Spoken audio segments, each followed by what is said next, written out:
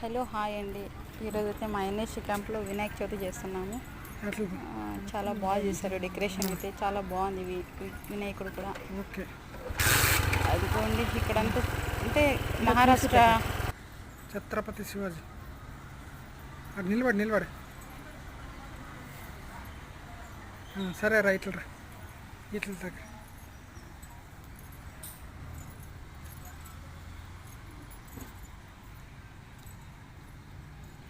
ఎక్కడికి మరి వీళ్ళంతాగా అది కదా. ఏం పాట ఏం పెట్టలేదు దీనికి. పెట్టి ఉండలే. పాట లేకుండా కూడా అప్లోడ్ చేసుకోవచ్చా?